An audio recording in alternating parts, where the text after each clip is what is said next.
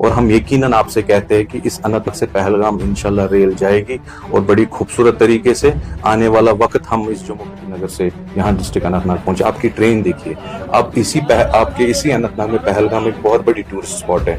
क्या वहाँ रेल नहीं जानी चाहिए?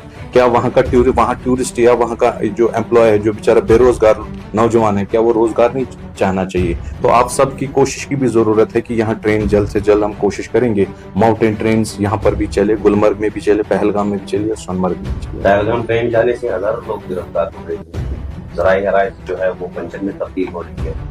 देखिए, जहां पर भी देश के प्रति या पूरे लोगों के प्रति जब कुछ चीजें हित में होती है, लोगों के हित में, उसके बीच में अगर इस तरीके की चीजें आती है तो वो मुझे लगता है कि हम नजरअंदाज कर सकते हैं। लेकिन क्या हम उस चीज पे सवाल नहीं कर सकते हैं जो श्रीनगर से, ये अनंतनाग से बस श्रीनगर का जो हाईवे है, आप देखिए लगातार जो एग्रीकल्चर लैंड है वो अब कमर्शियल में कन्वर्ट हो रहा है। क्या उस पर नेशनल कॉन्फ्रेंस को बात नहीं करनी चाहिए? इस ट्रेन से इसी अनंतनाग में फायदा मिल सकता है जब ये पहलगाम तक जाएगी। क्या आपको लगता है उससे नुकसान है?